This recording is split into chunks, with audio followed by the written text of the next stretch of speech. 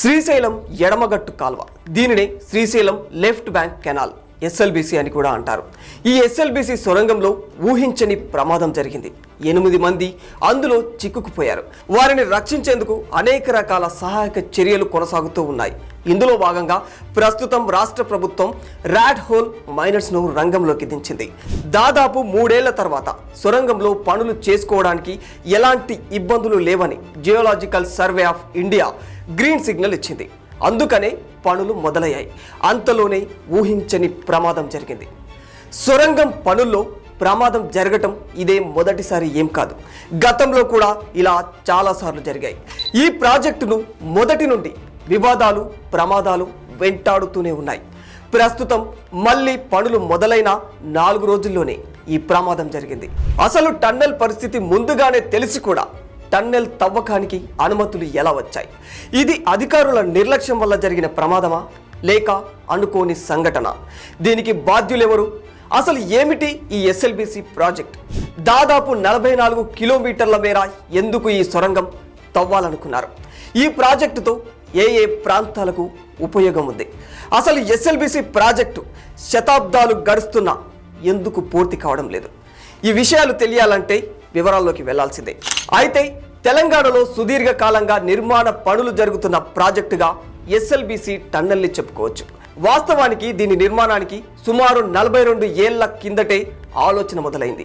20 ఏళ్ల కిందట నిధుల ఆమోదంతో సొరంగం పనులు స్టార్ట్ అయ్యాయి. పనులు మొదలైన దాదాపు 20 ఏళ్లు గడిచిపోతూ ఉన్నా ఇప్పటికీ ప్రాజెక్టు పూర్తి కాలేదు.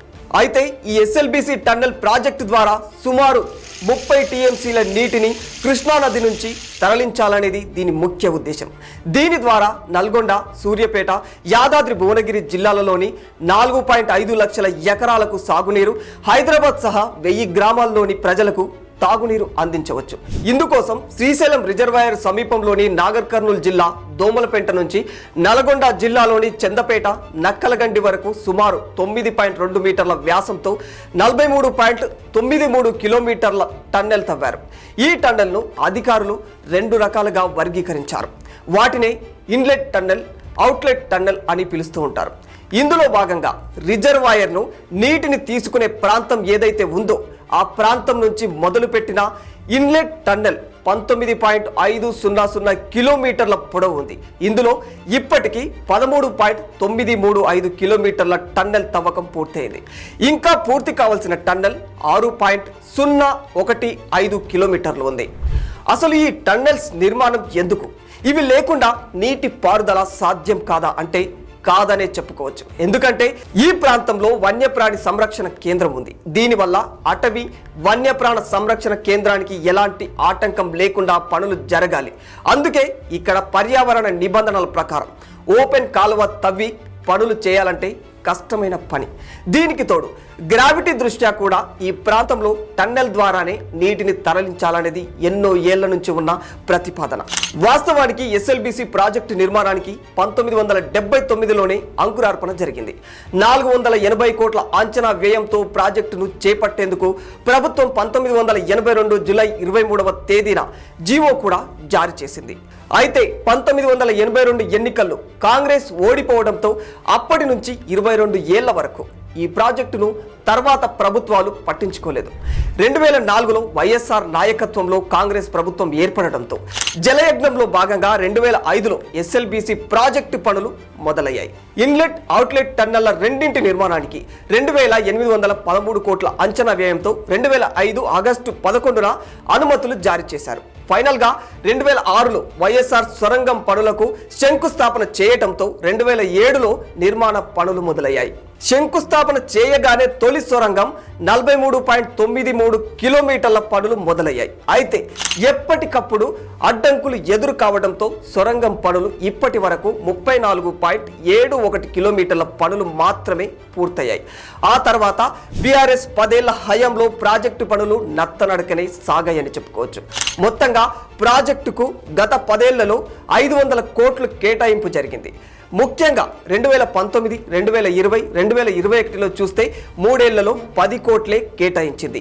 ఈ నిధులు ప్రాజెక్టు నిర్వహణకు కూడా సరిపోయే పరిస్థితి లేకపోయింది. కృష్ణా జలాల్లో 45 టీఎంసీల నీటిని ఎస్ఎల్బీసీ కింద ఉపయోగించుకునేందుకు అనుమతి ఇవ్వాలని నాటి బీఆర్ఎస్ ప్రభుత్వం కృష్ణా రివర్ మేనేజ్మెంట్ బోర్డుకి లేఖ రాసింది. అనుమతి సంగతి ఏమైందో తెలియదు, కానీ సడన్ గా నీటిని పాలమూరు రంగారెడ్డి ఎత్తిపోతల పథకానికి మళ్లించింది. కర్ణుడి చావుకు 100 కారణాలు అన్నట్లు వరదలు, బురదలు పేరుకుపోవటం, టన్నల్ పైకప్పు నుంచి మట్టి పిల్లలు, రాళ్లు ఊడి పడుతుండటంతో 2019లో పనులు ఆగిపోయాయి. ఇదే సమయంలో టన్నల్ తవ్వే యంత్రాల బేరింగులు కూడా చెడిపోవటంతో అవుట్లెట్ పనులు 2023 జనవరిలో నిలిచిపోయాయి. ఎస్ఎల్బీసీ ప్రాజెక్టును 2010 నాటికే పూర్తి చేయాలి, కానీ ప్రాజెక్టు కంప్లీట్ చేయడానికి ఇప్పటి వరకు 6 సార్లు గడువులు పొడిగించుకుంటూ వచ్చారు. తెలంగాణలో కాంగ్రెస్ ప్రభుత్వం అధికారంలోకి వచ్చాక తాజాగా మరోసారి ఈ ప్రాజెక్టు పట్టాలెక్కింది. ప్రస్తుతం 2026 జూన్ లోపు పూర్తి చేయాలనేది దీని లక్ష్యం. కానీ రిజర్వాయర్ ప్రాంతంలో సొరంగం తవ్వుతున్నారు కాబట్టి తరచూ పైనుండి మట్టి పిల్లలు ఊడిపడటం, నీటి ఊటతో పనులకు చాలా ఇబ్బందులు ఏర్పడుతూ ఉన్నాయి. అందుకే ఇంజనీర్లు రాళ్లు పడకుండా, నీటి ఊట వల్ల ఇబ్బందులు ఎదురవ్వకుండా సిమెంట్ పాలీయూరేథిన్తో గ్రౌండింగ్ చేయించారు. ఇంజనీర్లు చేయించిన పనులతో పాటు సొరంగం పైభాగాన్ని జియోలాజికల్ సర్వే ఆఫ్ ఇండియా క్షుణ్ణంగా పరిశీలించింది. పనులకు ఎలాంటి ఇబ్బందులు ఎదురవ్వవని రిపోర్టులు కూడా ఇచ్చింది. దాని ఆధారంగానే ఇంజనీర్లు పనులు మొదలుపెట్టారు. పనులు మొదలుపెట్టిన 4 రోజులకే టన్నెల్ పై నుండి సుమారు 100 మీటర్లు అంటే 300 అడుగుల మేర పైకప్పు కూలిపోవడంతో పెద్ద ప్రమాదం సంభవించింది. ఇప్పటికే ఈ ప్రమాదంలో ఇరుక్కుపోయిన వారిని రక్షించేందుకు అనేక రకాలుగా సహాయక చర్యలు కొనసాగుతున్నాయి. ఇందులో భాగంగా ప్రస్తుతం రాష్ట్ర ప్రభుత్వం ర్యాట్ హోల్ మైనర్స్ ను రంగంలోకి దించింది. అసలు ర్యాట్ హోల్ మైనింగ్ అంటే ఏమిటి అని మీకు డౌట్ రావచ్చు. అయితే మేఘాలయ లాంటి రాష్ట్రాల్లో బొగ్గు నిక్షేపాలున్న ప్రాంతాల్లో ఎలుక బొరియలు చేసినట్లుగా రంధ్రాలు తవ్వి భూగర్భం నుంచి బొగ్గును వెలికి తీయడాన్ని ర్యాట్ హోల్ మైనింగ్ అని అంటారు. ఇది అత్యంత ప్రమాదకరం అయినప్పటికీ జీవనోపాధి కోసం వందల మంది ర్యాట్ హోల్ మైనింగ్ చేస్తూ ఉంటారు. 2019లో సుప్రీంకోర్టు ర్యాట్ హోల్ మైనింగ్ అక్రమమని, సురక్షితం కాదని కూడా ప్రకటించింది. కానీ 2023 నవంబర్ 13న ఉత్తరాఖండ్లోని ఉత్తరకాశీ సిల్క్ యారా సొరంగం ముఖద్వారం కుప్పకూలడంతో 41 మంది లోపల చిక్కుకుపోయారు. అధికారులు, రెస్క్యూ సిబ్బంది ఎన్ని ప్రయత్నాలు చేసినా కూడా వారిని బయటకు తీయలేకపోయారు.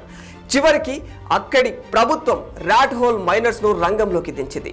వారు కేవలం ఒకే ఒక్క రోజులోనే కార్మికులను సురక్షితంగా బయటకు తీసుకురాగలిగారు. అందుకే ఇప్పుడు ఎస్ఎల్బీసీ సొరంగంలో చిక్కుకుపోయిన వారిని రక్షించేందుకు కూడా తెలంగాణ ప్రభుత్వం ర్యాట్ హోల్ మైనర్స్ ను రంగంలోకి దించింది. ఏది ఏమైనా ప్రాజెక్టులో ఊట నీరు నియంత్రించడం చాలా కష్టంతో కూడుకున్న పని. ముఖ్యంగా శ్రీశైలం ప్రాజెక్టు సమీపంలో జరుగుతున్న పనుల్లో ఊట భారీగా ఉంటుంది. ఆ నీటిని తోడేస్తూ పనులు చేయడం పెద్ద సవాలే అని చెప్పుకోవచ్చు. మరైతే ఈ ప్రాజెక్టు పూర్తి చేయడం జరగని పనేనా అంటే ఎందుకు అవ్వదు? ఖచ్చితంగా జరుగుతుంది.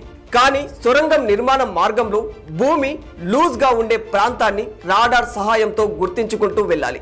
సొరంగం లోపల కూలిపోకుండా జాగ్రత్తలు తీసుకోవాలి. ఇంకా టన్నెల్స్లో మెషిన్ నడుస్తున్నప్పుడు పెద్ద పెద్ద శబ్దాలు వస్తూ ఉంటాయి. శబ్దాన్ని గ్రహించే వాతావరణం అక్కడ ఉండదు. అది చెవులు, మెదడుపై తీవ్ర ప్రభావం చూపుతుంది. అందుకు తగ్గట్టుగా జర్మన్ పరికరాలను ఏర్పాటు చేసుకోవాలి. ప్రతి 500 మీటర్లకు ఒక రక్షణ ఛాంబర్ను ఏర్పాటు చేసి గాలి, వెలుతురు వచ్చేలా చేయాలి. చాలా ఏళ్లుగా పనులు నడుస్తూ ఉన్నందున కొన్ని వాయువులు కూడా ఇందులో ఏర్పడతాయి. ఫలితంగా ఊపిరి ఆడని పరిస్థితి తలెత్తుతూ ఉంటుంది. అందుకు బయట నుంచి ఎప్పటికప్పుడు గాలిని పంపిస్తూ ఉండాలి. ఇలా ఇన్ని విధాలుగా తగిన జాగ్రత్తలు తీసుకుంటూ టన్నెల్ పనులు నడిపిస్తే తప్ప ఈ ప్రాజెక్టు ఓ కొలిక్కి రాదనేది నిపుణుల మాట. For more videos like this, subscribe Big TV channel.